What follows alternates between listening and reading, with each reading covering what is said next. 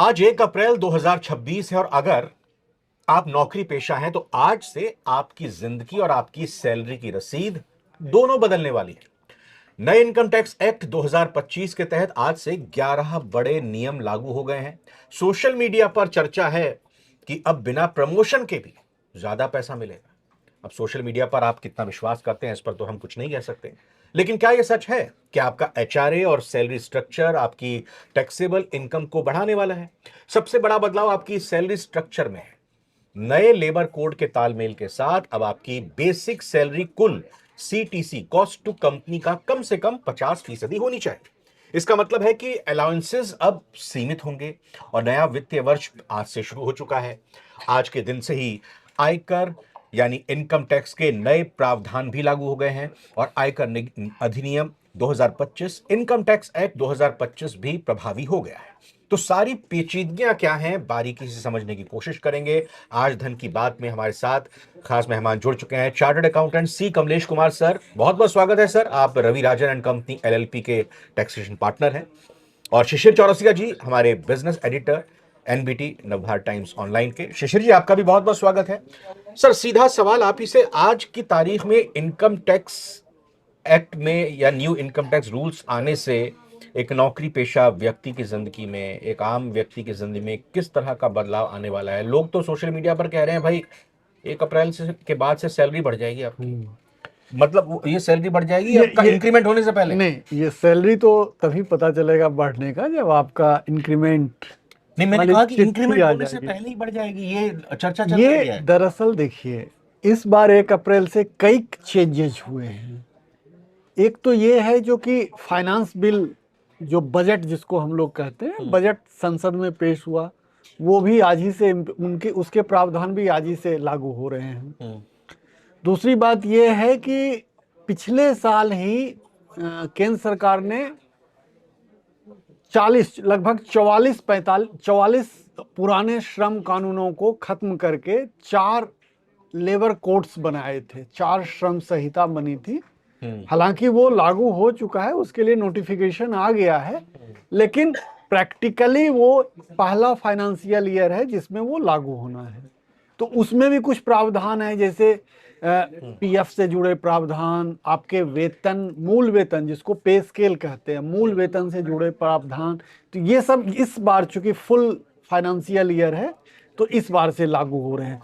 उसी labour code में कहा गया है कि आपका जितना C2C है, मान लिया जाए आपका C2C 24 लाख रुपए है, तो आपके हो गए हर महीने के 2 लाख रुपए।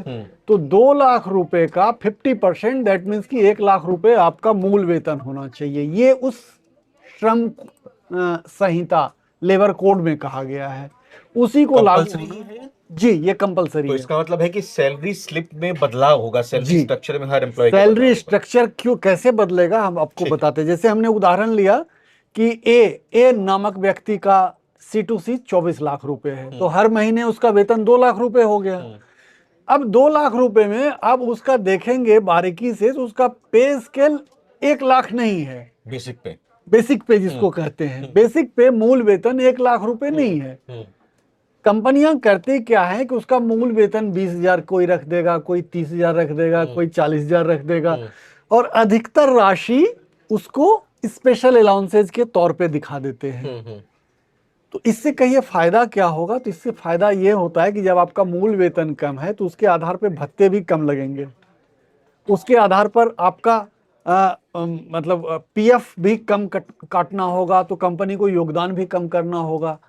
उसके आधार पर आप यदि नौकरी छोड़ के दूसरी नौकरी पकड़ते हैं और ग्रेच्युटी का भुगतान लेते हैं तो आपकी ग्रेच्युटी भी कम बनेगी, क्योंकि आपका मूल वेतन ही कम है तो ग्रेच्युटी तो कम बनेगी ही। तो इन्हीं सब मसलों पर हम बात करने के लिए आज जुड़े हैं, और हमारे जो एक्सपर्ट हैं कमलेश जी अभी हम बताएंगे इसकी, मतलब जिसको कहते हैं बाल की खाल निकालना ना, वो बाल की खाल निकाल के बताएंगे। सर बताइए। सर देखिए, अभी शिशिर जी ने बहुत अच्छी तरह से एक्सप्लेन किया कि मल्टीपल, एक्चुअली हमारे कंट्री में बहुत सारे मल्टीपल एक्ट थे, लेबर से रिलेटेड बहुत सारे एक्ट थे 29, और इतने एक्ट को हर स्टेट के अलग अलग लेबर लॉ है। उसको अलग अलग रेगुलेट करते हैं, किसी में छुट्टी का तरीका अलग है, किसी मिनिमम वेज का तरीका अलग है, सब कुछ अलग है। तो ये बहुत अच्छा मूव है कि सबको यूनिफॉर्म सिस्टम में लाने के लिए, एक जैसी लेबर पॉलिसीज लाने के लिए, एक जैसे लेबर लॉ लाने के लिए ये लॉ आया था। बल्कि ये आज नहीं आया, ये 2019 और 20 में आ चुके थे चारों एक्ट, लेकिन उसको इम्प्लीमेंट करते करते नवंबर 2025 में पहली बार इम्प्लीमेंट हुआ, 21 तारीख को। लेकिन अभी भी पूरी तरह से इम्प्लीमेंटेशन नहीं हो पाया, क्योंकि इसके रूल्स नोटिफाई हो रहे थे, प्लस अभी स्टेट गवर्नमेंट्स की कई जगह बहुत सारे रूल्स अभी ड्राफ्टेड हो रहे थे, तो इस वजह से नहीं हो पा रहा था। तो अब ये ऑन द फेस मैनर एक तरह से आपको ये अप्लाई हो रहा है। अब जहां तक बात करें उस पे कि अब सैलरी, जो आपने बात की, लोगों की सैलरी कम हो रही है, ज्यादा हो रही है, या सोशल मीडिया पे जो अफवाहें चल रही है, एक्चुअली इसको समझना पड़ेगा। अभी सर ने समझाया कि किसी की सीटीसी मान लो कि 24 लाख रुपए है, 24 लाख रुपए में मिनिमम अब इस लेबर लॉ के अकॉर्डिंग 50% बेसिक चाहिए, जो कि 1 लाख रुपए, मतलब 12 लाख अगर मंथली बात करूं तो 1 लाख रुपए बेसिक, जैसा अभी सर ने समझाया, मैं उसकी बात कर रहा हूँ। ठीक। लेकिन कंपनीज, बहुत ऐसी कंपनी जो देखो, जो फॉर्मलाइज कंपनीज है, जो सही तरीके से काम कर रही हैं, उनका ऑलरेडी हम 50% ही होता है। आप जाके देख लीजिए, जितनी बड़ी कंपनीज होगी ना, उनका बेसिक 50% ही होगा टोटल सीटीसी का। लेकिन फिर भी बहुत सारी ऐसी कंपनी जो लाला टाइप की कंपनीज होती है, ये क्योंकि लॉ में कोई प्रोविजन इस तरह का नहीं था, तो इसलिए वो हमेशा क्या रखती थी, टोटल सीटीसी का 20%, 30%, वटेवर। अब उससे होता क्या था, रियल में प्रोविडेंट फंड लगता है 12%, और कंट्रीब्यूट करेगा 12%, एम्प्लॉय कंट्रीब्यूट करेगा 12%। तो एम्प्लॉयर जो कंट्रीब्यूट करे वो बेसिक का, मान लो कि 1 लाख की उसकी बेसिक 2 लाख रुपए सैलरी है, लेकिन 2 लाख सैलरी पे उसका बेसिक मान लो मात्र 20,000 है, बाकी अदर अलाउंसेस में पैसे जा रहा है। एम्प्लॉय को लगता है मुझे पैसे तो आ रहे हैं, लेकिन इसका इम्पैक्ट क्या होता है कि वो 20,000 का 12% जमा कर रहा है पीएफ के लिए। पीएफ के लिए। लेकिन अब वो 1 लाख के ऊपर 12% जमा करेंगे, 1 लाख के ऊपर 12%, ये 12,000 हो जाता है। तो जो डिफरेंस 7-8 हजार रुपए का है, ये अब एम्प्लॉयर को एक्स्ट्रा खर्च करने पड़ेंगे, एम्प्लॉयर को एम्प्लॉय के पीएफ अकाउंट में एक्स्ट्रा जमा करना पड़ेगा। एम्प्लॉय का इससे फायदा है, एम्प्लॉय का तो फायदा, कर्मचारी का तो इससे फायदा होगा कि भाई अब बेसिक। आप बिल्कुल सही कह रहे हैं कि एम्प्लॉय के अकाउंट में पहले 20,000 का 12% जा रहा था, अब वो जाएगा 1 लाख का 12%, जो कि 12,000 हो जाता है। तो एम्प्लॉय को तो फायदा है लॉन्ग रन में, जब वो रिटायर हो गए तो विड्रॉ करेगा पीएफ से, एक बड़ा फंड मिल जाएगा।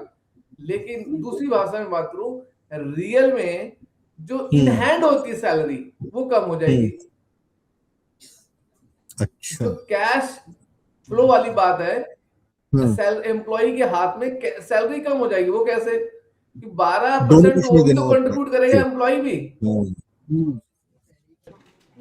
और सर मैं इसमें एक चीज और पूछना चाह रहा था कि कुछ, जैसे आपने कहा कि कुछ लाला कंपनीज इस तरह की होती हैं जो इन रूल रेगुलेशंस को नहीं मानती आई हैं। हमने कई कंपनीज में ऐसा देखा है कि भाई एम्प्लॉय का भी शेयर और एम्प्लॉयर का भी शेयर, यानी 12,000 रुपए जो जमा करने हैं एम्प्लॉय को, और जो एम्प्लॉयर को करने हैं 12,000, वो भी एम्प्लॉय, यानी 24,000 के 24,000 रुपए एम्प्लॉय चुका रहा है। मैं इसका उस पर कोई क्लैरिफिकेशन है क्या? इसका एक मैं बताता हूं, ये होता क्यों है। होता क्या है कि पहले जब जैसे पत्रकारों का पहले वेज बोर्ड था, तो उसमें जो सरकार ने नियम बना रखे थे उसके हिसाब से। लेकिन जब वेज बोर्ड नहीं हुआ तो लोग आने लगे कॉन्ट्रैक्ट पे, लॉन्ग टर्म कॉन्ट्रैक्ट पे या दूसरे तरीके से। तो उसमें आपका मूल वेतन, जैसे आप सरकारी नौकरी में देखें तो पहले आता था कि इस पे स्केल पे आपको ज्वाइन कराएंगे, इतनी वेतन वृद्धि होगी, इतना ये होगा। ठीक है। लेकिन प्राइवेट में अब देखें तो ये कल्चर चल गया है, ऐसी संस्कृति चल गई है कि आपका C2C 2 लाख होगा, 10 लाख होगा, 20 लाख होगा, 50 लाख होगा, 2 करोड़ होगा, ये C2C होगा। तो C2C में होता क्या है कि जैसे आप किसी बड़े परिवार की शादी में जाएं तो पता चलता है कि आप वहां गए, लड़का लड़की के परिवार वालों के बीच बातचीत होती है, कहती है 30 लाख की शादी होगी। तो 30 लाख की शादी होगी तो उसका मतलब क्या है कि 30 लाख रुपए आपको नकद दे दिए जाएंगे? नहीं, 30 लाख रुपए हम इस शादी में खर्च करेंगे। तो उसमें बाजा बत्ती, टेंट, कनात, गाड़ी घोड़ा, खाना पीना सब शामिल होगा, और वो जोड़ के आपको बता दिया जाएगा कि 30 लाख की शादी हुई। उसी तरह जैसे आपको कहता है कि ये C2C आपका 24 लाख रुपए है, तो आपको कंपनी को एम्प्लॉय करने में जो कॉस्ट आएगा कंपनी को आपके ऊपर, वो 24 लाख होगा। ओके। तो 24 लाख में आप जो है आप ही के हिस्से से ये मद में भी भुगतान होगा, वो मद में भी भुगतान होगा, रेगुलेटरी भुगतान भी होगा, जहाँ PF को जमा करना होगा वो भी भुगतान होगा, एम्प्लाई का भुगतान, एम्प्लायर का भुगतान, सारा भुगतान आप ही को वो दिखाया जाएगा कि देखो भाई हम इस मद में इतना जा रहा है, इस मद में इतना जा रहा है, इस मद में इतना जा रहा है, इस मद में इतना जा रहा है। Total cost to company 24 lakh रुपए हो गए। तो ये थोड़ा सा सरकारी हिसाब किताब और प्राइवेट हिसाब किताब में अंतर होता है। सरकारी में ऐसी कोई बात नहीं है अच्छा, एक चीज और मैं पूछना चाह रहा हूँ, जी। सरकारी कर्मचारियों की भी आज की तारीख में 2026 1 अप्रैल 2026 से पहले क्या 50% बेसिक पे हुआ करता था? देखिए, राज्य सरकार और केंद्र सरकार सरकारी दोनों की बात अगर कर्मचारियों करें में C2C का कोई चलन है ही नहीं। नहीं, बेसिक की बात कर रहा हूँ, जो उनकी बेसिक पर ही उनका जो पोस्ट नोटिफाई होता है हाँ, कि आप इस पद के लिए आवेदन आमंत्रित हैं, उसका बेसिक पे ये है, उसमें C2C नहीं रहता। उसमें बेसिक पे होता है कि आपका बेसिक पे ये है, उसी में आपका जो नियमानुसार DA लगेगा, नियमानुसार PF काटा जाएगा, तो उसमें नौकरी ही मिलती है आपको बेसिक तो पे ये पर। प्रावधान जो है प्राइवेट कर्मचारियों के जी, लिए। ये उनके लिए है जहां C2C चलता है। सरकार में तो C2C चलता नहीं है।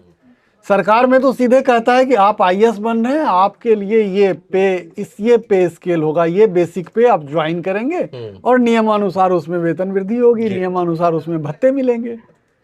कमलेश सर, एक चीज बताइएगा कि भाई अगर इसमें बदलाव होता है, बेसिक अब आपको 50% रखनी होगी और हो जाती है, तो फिर इनकम टैक्स क्या ज्यादा कटेगा, उतना ही रहेगा, कम हो जाएगा?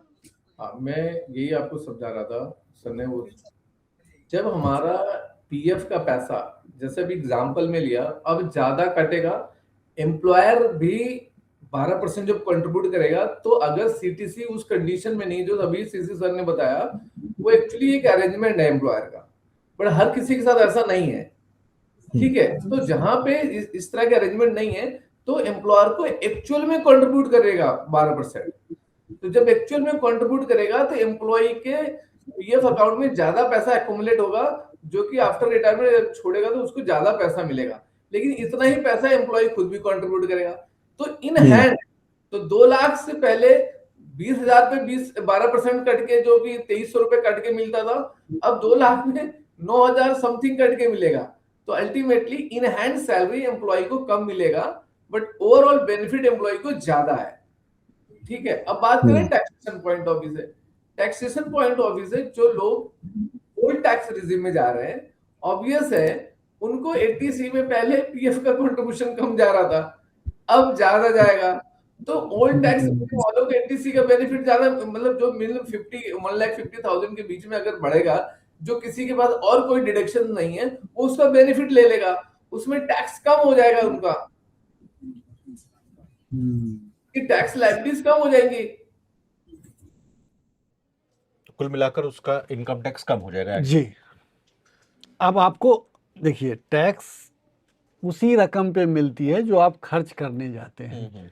अब आपने PF कमिश्नर के यहाँ आपका पैसे जमा हो गए, तो PF में चला गया, तो उस पर टैक्स क्यों? वो तो आपके लॉन्ग टर्म इन्वेस्टमेंट का पार्ट बन गया, और वो उस पर नियमानुसार टैक्स में छूट भी मिलती है और उस पर टैक्स भी नहीं लगता। तो इसलिए उस पर तो आपकी टैक्स लायबिलिटी तो घट ही जाएगी, लेकिन कुल मिला के वो कहना ये हमें ये बताना चाह रहे हैं कि आपका इन हैंड जो आपके हाथ में आती थी, वो आमदनी कम हो जाएगी। ओवरऑल टैक्स लायबिलिटीज में जो लोग न्यू टैक्स रेजिम में जा रहे हैं उनको कोई इंपैक्ट नहीं पड़ेगा। जो ओल्ड टैक्स रेजिम में उनको हो सकता है, कंडीशन ये है कि कोई और 80C में डिडक्शन ना हो, तो उनको बेनिफिट मिल जाएगा। अदरवाइज इस सेगमेंट से, क्योंकि टैक्सेशन इनकम टैक्स जो है टोटलिटी पे लगता है, मतलब कि जो एम्प्लॉय कंट्रीब्यूशन बढ़े या घटे इससे फर्क नहीं पड़ता, और एम्प्लॉयर वाले कंट्रीब्यूशन 12% के ऊपर टैक्स लगता ही नहीं है, तो एम्प्लॉय कंट्रीब्यूशन घटे या बढ़े रियल में टैक्सेशन पे कोई इम्पैक्ट नहीं पड़ेगा। न्यू टैक्स रेजिम में तो बिल्कुल भी नहीं पड़ेगा। ओल्ड टैक्स रेजिम में पॉसिबिलिटी है कि टैक्स एक्सटेंड टू दैट कुछ रिड्यूस हो सकता है अगर वो एटीसी में उसके और डिडक्शंस नहीं है। सर एक चीज फिर इसमें जानना चाहेंगे कि जो अलाउंसेस कंपनी से मिलते हैं, पर्क्स मिलते हैं या कंपनी की सुविधाएं मिलती हैं अलग अलग तरीके से, तो फिर उसमें कटौती आ जाएगी, क्योंकि वो भाई सीटीसी के हिसाब से ही आपको जोड़ कर दिया जाता था। हाँ, अगर किसी की सैलरी ज्यादा है तो उसके लिए कहीं ना कहीं संभावना बनती दिखती है। क्या होगा अब आगे मिलने वाले पर्क्स और अलाउंसेस का? थोड़ा सवाल को आप और बेहतर तरीके से फ्रेम कर पाए सर। तो सवाल तो सब यही है, सब लोगों के, मेरी भी जिनसे बात हुई वो कह रहे थे कि अरे मूल वेतन बढ़ जाएगा तो बाकी उस पर तो कोई प्रभाव नहीं पड़ेगा, क्या अलाउंसेज कम हो जाएंगे कमलेश जी? देखिए, मैं आपको इसमें एक बात बताऊं, एचआरए का एग्जांपल लेता हूं, ठीक है। एचआरए क्या होता है कि अगर मान लो बेसिक बढ़ गया, आपने एचआरए बढ़ा दी, अभी क्या है, आपने बेसिक कम करके एचआरए बढ़ा दी, क्या हो रहा है कि किसी तरीके से आदमी देखते हैं एचआरए बढ़ा दी, या जो लोग ओल्ड टैक्स रेजिम में फॉलो करते हैं एग्जेम्पशन उन्हें टैक्स की मिलता है एचआरए की, तो उस केस में अगर ये इस तरीके की चीज, क्योंकि एचआरए की एक लिमिट है, ठीक है, 40% या 50% ऑफ द बेसिक, उससे ज्यादा आपको नहीं मिलता है एचआरए एग्जेम्पशन में। लेकिन अगर आपकी बेसिक बढ़ चुकी होगी, आपकी एचआरए की एग्जेम्पशन भी बढ़ चुकी होगी, अच्छा, तो जिसमें टैक्स बचने के या टैक्स लायबिलिटी रिड्यूस करने की पॉसिबिलिटी है। कंडीशन सर मैं ये है। चाहूंगा सर, हाँ प्लीज, सॉरी आपको बीच में काट रहा हूँ, इसको एग्जांपल किस तरह से समझाइए सर, तो और बेहतर क्लियर। हाँ, अभी मैं जो अभी सर ने एग्जांपल दिया था, मैं उसी को लेके आगे बढ़ते हैं। जी। मान लो किसी की बेसिक सैलरी 20,000 है, लेकिन टोटल उसकी सैलरी C2C बोल रहे 2 लाख रुपए पर मंथ है, ठीक है। अब उसको एचआरए के नाम पे उसको मान लो 50,000 रुपए मिल रहा है, लेकिन बेसिक जो है वो मात्र 20,000 है। तो बेसिक जब 20,000 है, एचआरए जब हम कैलकुलेट करते हैं सेक्शन 13A में, 1013A में, उसके 3 कंडीशंस होती हैं। एक्चुअल एचआरए रिसीव मतलब 50,000, दूसरा है rent paid minus 10% of salary, तीसरा है 50 या 40% ऑफ द सैलरी और बेसिक पे का, जो कि मान लो दिल्ली में है या मेट्रो सिटीज में 50%। एग्जाम्पल हम बात करते हैं, दिल्ली में है 50% ऑफ द बेसिक, जो कि 20,000 का 50% होता है 10,000, जबकि उसको मिल रहा है 50,000, एग्जेम्पशन मिलेगी 10,000 पे। लेकिन अगर ये ऑलरेडी बेसिक मेरी 1 लाख रुपए हो जाती है, तो बेसिक 1 लाख रुपए पे 2 लाख रुपए एक सैलरी वाले पे, तो आप ये देखिए 50% ऑफ द बेसिक यानी 50,000 होता है 1 लाख का, तो हमारे को 50 के 50,000 रुपए एचआरए की एग्जेम्पशन मिल सकती है, जो कि अभी उसको 10,000 पे मिल रहा था हमारे एग्जाम्पल के हिसाब से। यानी इसमें भी फायदा है फिर तो एम्प्लॉइज इसमें टैक्स सेव होगा, लेकिन कंडीशन है वो ओल्ड टैक्स रेजिम में एसएससी हो, ऑप्ट कर रहा हो। तो अगर सर ये देखें लेबर कोड के प्रावधान को और नए इनकम टैक्स को, तो फिर तो ये ओल्ड टैक्स रिजीम ज्यादा फायदेमंद नजर आ रही है एम्प्लॉय के लिए। बिल्कुल सर, आप देखेंगे कि अभी जैसे बहुत सारे इनकम टैक्स में बहुत सारे अलाउंसेस को बढ़ाया गया है इस बजट में। आप ये देखेंगे 2025 के बजट में, 26 के बजट में बहुत सारे अलाउंसेस लेके आए, जैसे चिल्ड्रन एजुकेशन अलाउंसेस जो बहुत पुराना होता था 100 रुपए पर मंथ पर चाइल्ड, उसको 3,000 रुपए बना दिया गया, और हॉस्टल एक्सपेंडिचर को 300 रुपए होता है 9,000 बना दिया। तो आप ये देखेंगे तो ये बहुत ह्यूज फिगर चली जाती है, महीने का 9,000, ठीक है। तो ये अप्रोक्स 1 लाख रुपए पहुंच जाते हैं, अगर किसी को 2 बच्चे पढ़ रहे हैं, हॉस्पिटल में रह रहे हैं, तो ये 2 से 2.5 लाख रुपए पहुंच जाता है 2 बच्चों का अगर सारा मिला है। तो ये एक एग्जेम्पशन, ये सिर्फ और सिर्फ ओल्ड टैक्स रिजीम में है। और ये वाली जो अभी हमने एग्जेम्पशन बताई है, इस उन एम्प्लॉयर को जो लोग पहले पुराने सिस्टम को फॉलो कर रहे थे, जो जिनका बेसिक कम होता था, ऐसे लोग अब जाके इस न्यू लेबर लॉ के हिसाब से करेंगे, तो उनको एम्प्लॉय को एचआरए की एग्जेम्पशन ज्यादा मिलने लग जाएगी, जिससे टैक्स लायबिलिटीज कम आएंगी as compare to previous one. तो ये जो आपने बताया हॉस्टल अलाउंसेज, तो हॉस्टल अलाउंसेज क्या मतलब, जो हॉस्टल में रहेंगे, आजकल तो हॉस्टल सबको मिलता नहीं, बच्चों को जो बाहर रह रहे हैं उनको भी मिलेगा। जैसे जो दिल्ली में देखिए पेइंग गेस्ट का कल्चर बहुत ज़्यादा बढ़ गया है, तो कॉलेज के आसपास पेइंग गेस्ट के रूप में ले लेते हैं, तो उनको भी मिलेगा? नहीं नहीं, जो हॉस्टल एक्सपेंडिचर, जो हॉस्टल में रहने, जो ऑथराइज या जो फॉर्मलाइज कॉलेजेस हैं जिनको, उनको ही मिलेगा। ऐसे कोई अलग से रह रहा तो उनके लिए नहीं। अच्छा, नहीं तो इसकी तो फिर सब कोई गलती नहीं है शिशिर जी की भाई हॉस्टल चूंकि सीमित होते हैं और हाँ। हॉस्टल की सुविधा नहीं मिल पाई और मजबूरी में फिर हॉस्टल से बाहर जी। सिटी में रहना पड़ा, तो उसको तो लाभ नहीं तो मिल पाया। इनके लिए भी कुछ प्रावधान होना चाहिए। आप लोग इनकम टैक्स डिपार्टमेंट के साथ जुड़े हुए हैं, इनकम टैक्स डिपार्टमेंट को आप भेजते हैं सुझाव, तो उसको बताइए कि भाई सब जगह हॉस्टल 100% स्टूडेंट को, जेएनयू में भी 100% स्टूडेंट को हॉस्टल नहीं मिल पाता आजकल, तो 100% मिलता नहीं है, तो लोग बाहर रहते हैं, पीजी में रहते हैं, अपना कहीं कमरा लेके रहते हैं, तो उनको भी वो फैसिलिटी तो मिलनी चाहिए। सर ये तो आप लोग न्यूज दिखाते हैं, आप लोग रिपोर्टर हैं, आप रिपोर्ट करें सरकार को, शायद आपकी बात तुमको अपील करे। एक स्टोरी मुझे लगता है शिशिर जी इस पर जी होनी जी, चाहिए। बिल्कुल हाँ? बिल्कुल। बहुत ही हाँ गंभीर मामला है और चूंकि आज की तारीख में हर घर से या हर दूसरे घर से एक बच्चा कहीं ना कहीं दूसरे शहर में रहकर पढ़ता है और उसको हॉस्टल लेना पड़ता है, चाहे वो प्राइवेट कॉलेज में जाए या फिर गवर्नमेंट कॉलेज में जाए, वहां पर अक्सर उसको हॉस्टल का कमरा मिलने की दिक्कत होती है। कई बार तो हमने ये भी देखा कि भाई फर्स्ट ईयर में मिल जाता है, फिर फर्स्ट ईयर के बाद सेकंड थर्ड ईयर में अपना अपना देखो, मुश्किल हो जाता है। मतलब जी, ये थोड़ी दिक्कत है, सीमित चीजें हैं। बात तो सही है, लेकिन अब ये ग्रे एरिया, मुझे लगता है कि कहीं ग्रे एरिया छोड़ा हुआ है, क्यों कमलेश जी? सर ये हो सकता है, आपकी बात बिल्कुल ठीक है, बट एज पर लॉ जो बात करें वही है सर, कि what is the written in the law and books, जो इनकम टैक्स में लिखा है हम उसकी बात ही करते हैं। ठीक है, बाकी सरकार का काम है, जैसे जैसे ओपिनियंस आएंगे सरकार अकॉर्डिंगली अपनी चेंजेस या अमेंडमेंट थ्रू द बजट लेके आते ही रहते हैं इनकम टैक्स के अंदर। तो शिशिर जी पीएफ मतलब सैलरी, सीटीसी की बात कर ली, बेसिक की बात हो गई, पीएफ और एचआरए पर पड़ने वाले असर की बात हो गई, कितना फायदा उसको टैक्स बचाने में होगा, टेक होम सैलरी कितनी होगी। मुझे लगता है आज बहुत सारे पॉइंट्स कवर किए हैं और इन पॉइंट्स के बाद हमारे व्यूअर्स के कई सारे सवाल भी कमेंट्स के जरिए आएंगे और मैं भी चाहूंगा कि एक बार आप अपील करें तो आपकी बात को और ज्यादा गंभीरता से शायद लेंगे। नहीं बिल्कुल, देखिए हमारे मन में, आपके मन में जो सवाल उठ रहे हैं वही सवाल दर्शकों के मन में भी उठ रहे हैं।